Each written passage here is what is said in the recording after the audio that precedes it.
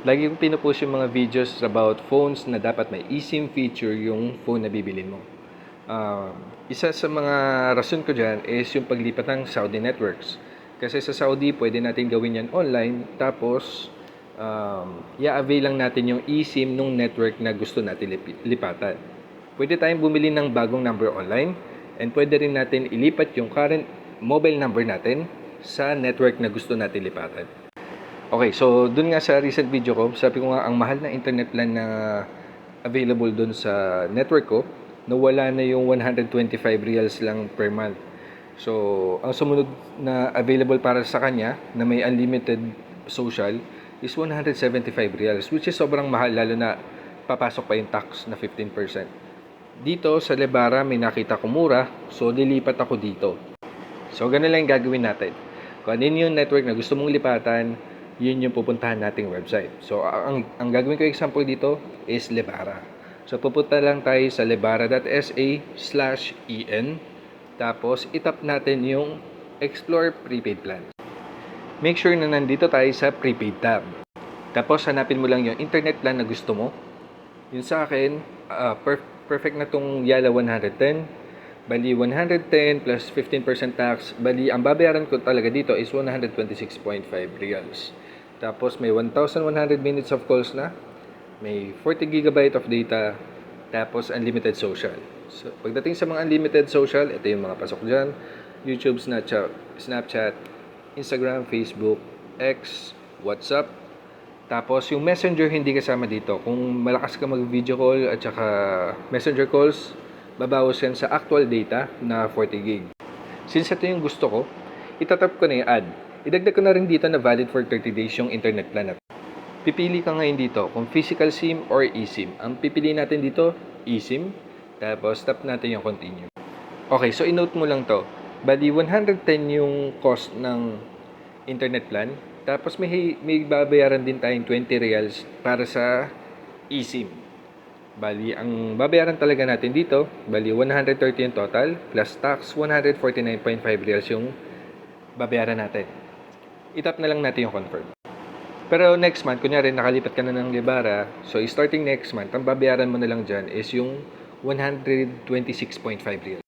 May dalawang option ka dito. Kung gusto mo ng bagong eSIM, bagong number, ito yung pipili natin, new Lebara number. Pero ako kasi ililipat ko yung ginagamit kong mobile number dito sa Lebara. So, ito yung tatap natin. Bring your number. Iligay mo na yung number na ililipat natin sa Lebara. Tapos, piliin mo naman din dito kung ano yung current network ng SIM card mo. Then, itap mo na yung bring your number. Tapos yan, your number added to your order. Then, i-confirm mo na lang yung information. Ilagay mo na lang yung ikama number mo. Tapos, yung nationality mo. Pinili ko yung Philippines dito. Then, tap natin continue. May papasok ka na OTP. Tap natin continue.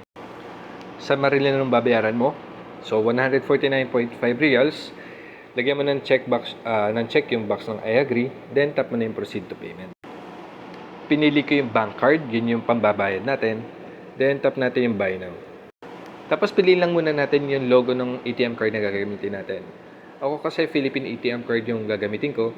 So, ito yung pinili ko. Yung Visa Mastercard.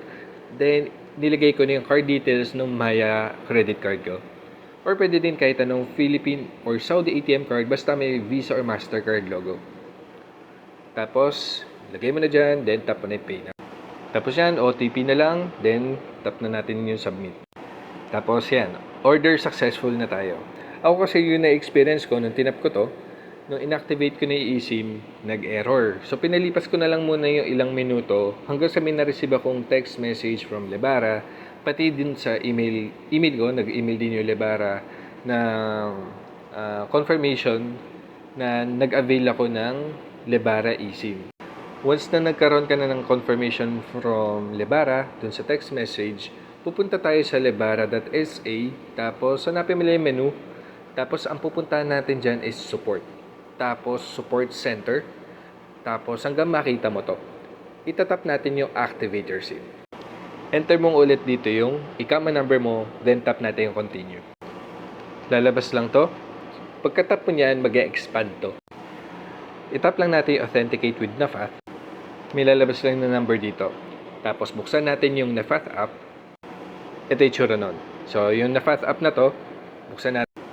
Tap natin accept. Tap natin proceed. Piliin mo na yung number na lumitaw sa'yo dun sa Lebara website kanina. Yung sa akin, 51.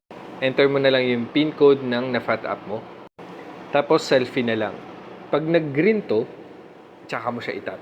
Make sure lang na tama lang yung layo ng mukha mo dun sa camera, sa selfie camera ng phone mo para magkulay na to, para matap na natin.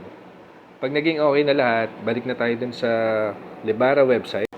Pagbalik natin dito, kung hindi naglo-load yung next page, hintayin mo lang maubos yung timer dito. Ako hinayaan ko lang maubos at saka nag-load yung eSIM.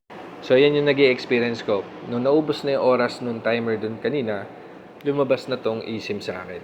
So, itong eSIM, i-upload na natin sa settings ng phone natin para magkaroon na ng signal. Pag naipasok mo na yung eSIM dito sa phone mo, hindi siya immediate na magkakaroon ng signal. Hintayin mo muna yung confirmation ng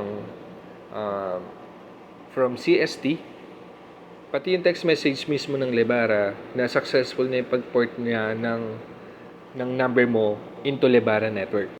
Pag hinayaan mong activated na yung eSIM kagad, after mo ma-receive yung mga confirmation from CST and Lebara app or Lebara text message, i-off mo muna yung signal, i-disable mo yung SIM card mo, tapos i-activate mo lang ulit para magkaroon ng signal yung Lebara SIM card mo na ngayon.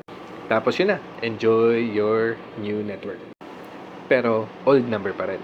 So lahat ng mga bank accounts mo, let's say yung STC Bank, Mobilipay, so yung mga OTP niyan dyan pa rin papasok sa mobile number mo kahit na nagbago yung network.